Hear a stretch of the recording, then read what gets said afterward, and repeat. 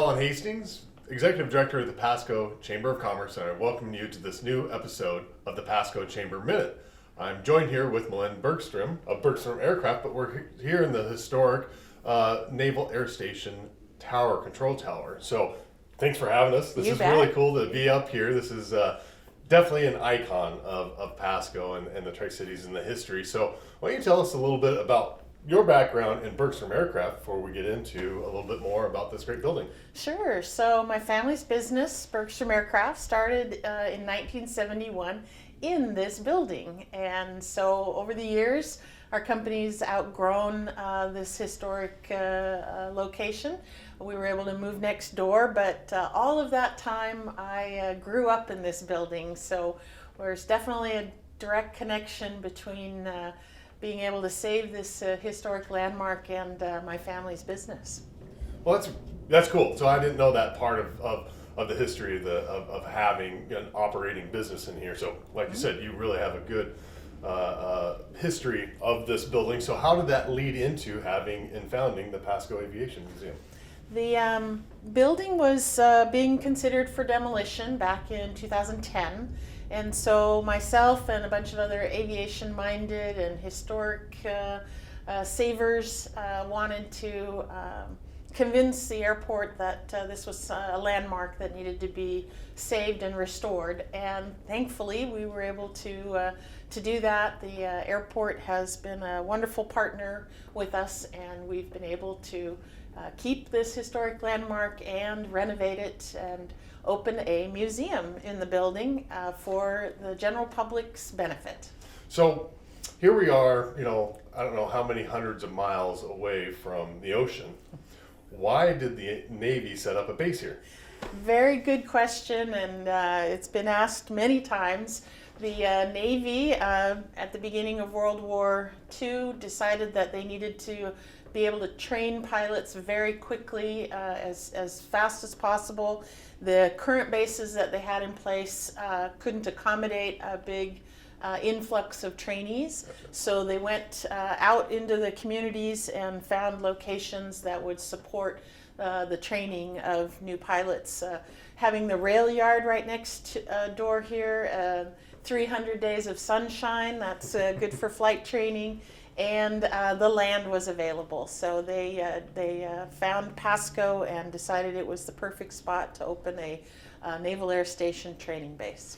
It's neat the history that Pasco has had, especially in its role in World War II, because obviously not far from here is the Manhattan Project and everything else, and just how so much was discovered in this area to help with the war effort. So tell us some of the artifacts or the features that you can find if you want to come visit the museum.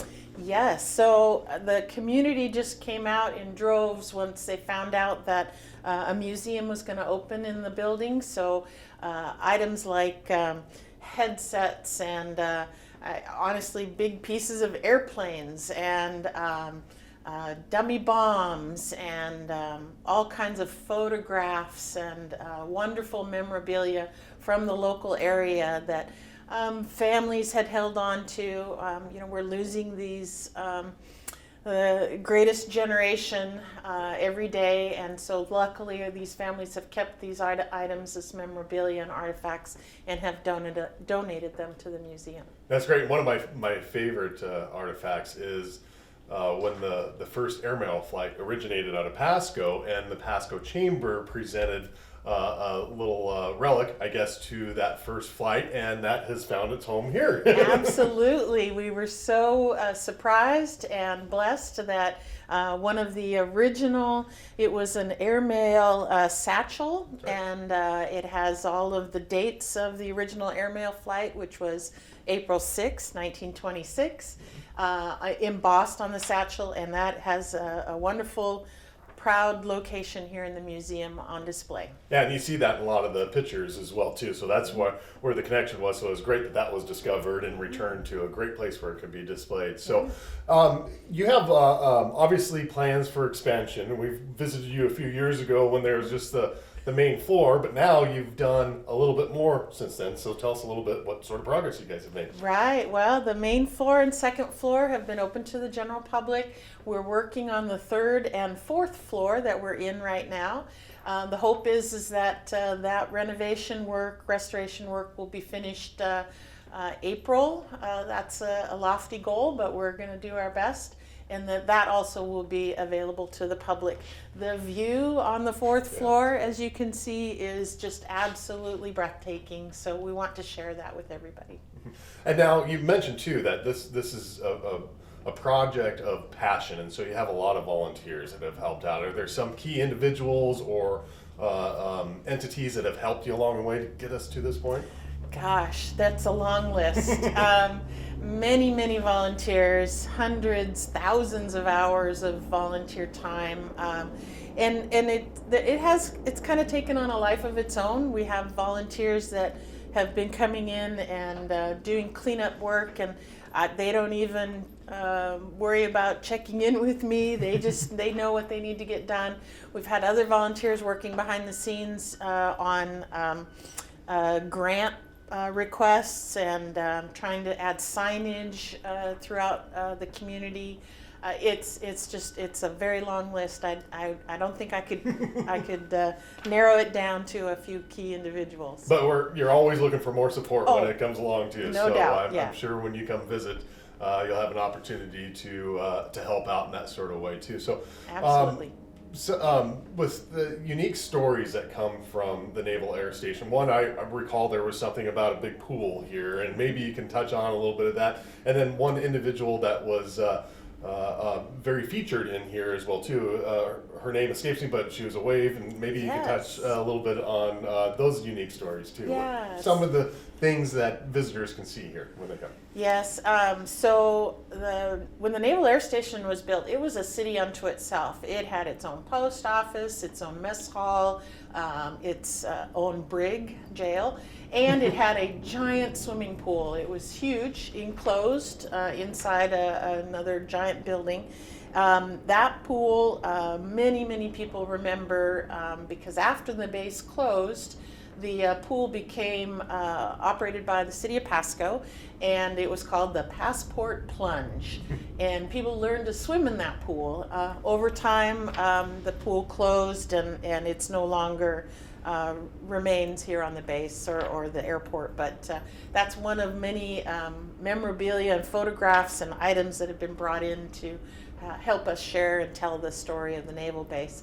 And then we're so blessed to have a young lady by the name of Alpha Similink Perry. Her maiden name was Scogli.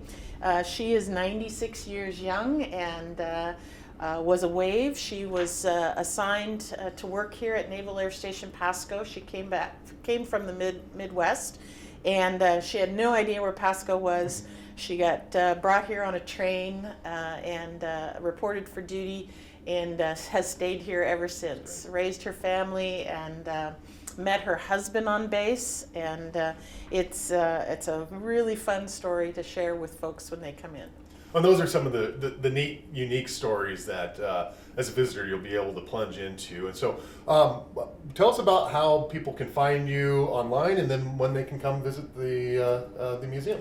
You bet. So we're online with SaveTheOldTower.org, which is going to become the Pasco Aviation Museum.org. So Pasco Aviation Museum is probably the easiest way to find us online.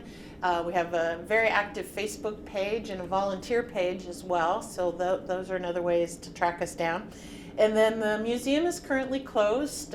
We are very excited about being able to reopen to the general public, and our goal date is April 23rd, which is a Saturday, and we'll have a big grand reopening at that time.